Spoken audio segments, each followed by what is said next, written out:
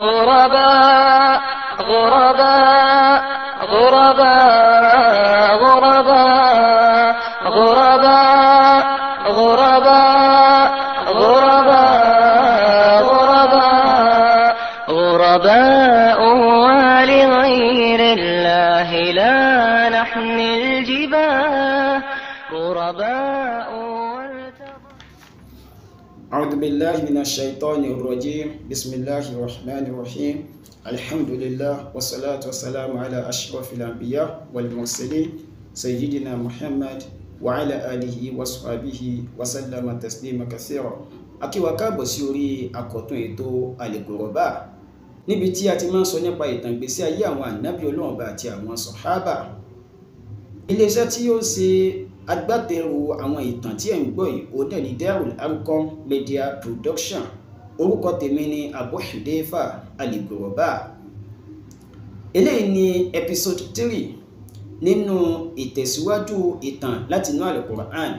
Ìtàn tí a sì ń sọ lọ́wọ́ òun náà ni Ashabul Baqarah, òun sì ní apá kẹta nínú ìtàn yìí. A ti sọ nínú apá kìíní àti apá kejì níbi tí àwọn ìjọ ànábì Musa tí wọ́n ti lọ sí ọ̀dọ̀ ànábì Musa wípé àwọn fẹ́ mọ tálẹ́ni tí ó pa olówó náà.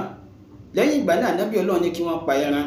A sì ṣàlàyé bí àwọn ìjọ ànábì Musa bí wọ́n ti ń bi ànábì kó sọ̀rọ̀ ẹran náà fáwọn kí Ọlọ́run bá tó wá pa ànábì Musa láṣẹ kó sọ fún wọn wípé ẹran tí wọ́n pa kó jẹ́ ẹran tí ọjọ́ orí rẹ̀ tí ò ga jù, bákan náà tí ọjọ́ orí rẹ̀ ò kéré jù. Lẹ́yìn eléyìí wọ́n tún bi ànábì Musa wípé kó bá wọn sọ fún Ọlọ́run irú kọ́lọ̀ wo ni irú ẹran tí àwọn gbọ́dọ̀ pa, torí pé àwọn fẹ́ mọ irú kọ́lọ̀ kan ní pàtó. Kí wá ló ṣẹlẹ̀? Lẹ́yìn eléyìí wọ́n wá sọ fún ànábì Musa wípé kó bá wọn pa ẹran. Ànábì Musa ti wá sọ irú ẹran náà fún wọn pé ẹran tí wọ́n pa o, ẹran tó jẹ́ wípé àwọ̀ rẹ́súrẹ́sú ló ní, tó sì jẹ́ wípé gbogbo ẹni tó bá ti rí ni ó nífẹ̀ẹ́ sí ẹran náà. Kọ̀rọ̀ kí wọ́n tún jáde láti lọ pa ẹran èyí tí Ọlọ́run bá sọ fún wọn, wọ́n tún da ànábì Ọlọ́run láàmú, wọ́n tún bú ànábì Ọlọ́run bá lẹ́nu, wọ́n sì ń fi ànábì Ọlọ́run bá ṣe yẹ̀yẹ́. Wọ́n wá sọ fún ànábì Musa pé ud'u lana rabbaka yubayyin lana ma hiya. Báwa sọ fún Ọlọ́run ọba pé irú ẹran wo ló sì ń sọ kò tí ì yé wa.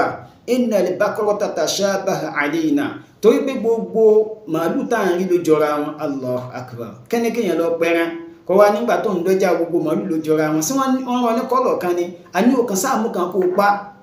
Ṣùgbọ́n torí pé àwọn Bani Israel, àwọn Yehudi, àwọn Nasara, wọn a máa gbọ́ àwọn ànábì wọn lẹ́nu, wọ́n sì máa ń pa àwọn ànábì wọn. Wọ́n ní gbogbo àwọn ẹran ló jọra wọn. Wa inna insha Allah la muhtadun. Tó bá fi lè tọ́ wa lọ́kàá ilé ìta fẹ́ pa àásì nǹkan tó ní ká sí àásì pa. So ilé wọn fi ń takò ànábì Ọlọ́run, wọ́n sì fi ń bú ànábì Ọlọ́run bá lẹ́nu ni. Lẹ́yìn eléyìí ànábì Ọlọ́run bá wá sọ fún wa pé qala innahu yaqulu innaha baqaratun la dalulun tathirul arda wa la taskil hartha musallamatun la shiyata fiha. Ànábì Ọlọ́run wá sọ fún wa wípé Ọlọ́run bá tí ọlá rẹ̀ ga jùlọ ní irú ẹran tẹ́ gbọ́dọ̀ pa la dalulun, kìí ṣe ẹran yẹpẹrẹ, kìí ṣe ẹran tán máa ń di ẹrù lé lẹ́yìn lóko tí wọ́n fi máa ń gbé, tán máa fi ń gbé ẹrù wá sílé. Irú ẹran bẹ́ẹ̀ kọ́ o.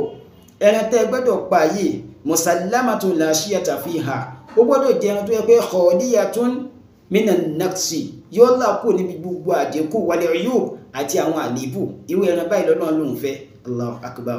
Bí wọ́n ti ń béèrè ìbéèrè lọ́wọ́ ànábì Ọlọ́run láti máa fi bú ànábì Ọlọ́run lẹ́nu, láti máa fi ànábì Ọlọ́run bá ṣe yẹ̀yẹ́, bẹ́ẹ̀ náà ni Ọlọ́run bá ṣe ń fi ìnira kún ìnira fún wọn. Lẹ́yìn eléyìí tí wọ́n sọ fún ànábì Ọlọ́run ọba wípé nǹkan táwọn tí àwọn fẹ́ ní. So ànábì Ọlọ́run wá sọ pé wọ́n wá sọ fún ànábì Ọlọ́run ọba wípé qalu li an ji'tana bil haqq, àsìkò tó wá sọ wí ilé ìgan ló ṣẹ̀ wá sódodo fún wa. Ji'tana bil haqq, ó ti mú òdodo wá fún wa. Fadabahuha wa ma kadu yaf'alun. Ọlọ́run lẹ́yìn ìgbà náà wọ́n ṣẹ̀ wá lọ pa ẹran yẹn. Wa ma kadu yaf'alun, kódà wọ́n fẹ́ẹ̀ lè má pa gan. Pẹ̀lú mọ́ sí ń ṣe pẹ̀lú ànábì Ọlọ́run, wọ́n fẹ́ẹ̀ lè má pa. Ẹ̀wọ̀ Ọlọ́run bá bó sì gbé kalẹ̀.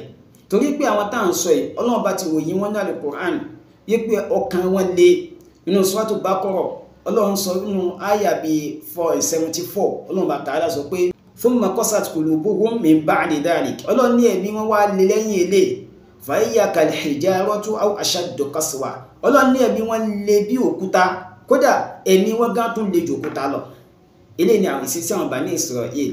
Wọ́n máa ń gbọ́ àwọn ànábì Ọlọ́run bá wọn lẹ́nu, wọ́n sì ṣetán láti tẹ̀lé nǹkan tí ànábì Ọlọ́run bá sọ. Tọ́ eléyìí ni in tó ṣẹlẹ̀ láàrin ànábì Ọlọ́run bá Musa alayhi salam àti Bani Israel.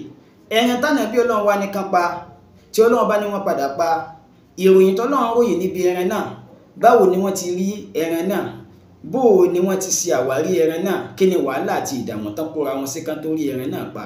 Ẹ jẹ́ jọ pàdé nínú apá kẹrin ìtàn Ashabul Baqarah, àwọn ìjọ onímàálù láti inú Al-Qur'an. Wassalamu alaikum wa rahmatullahi wa barakatuh.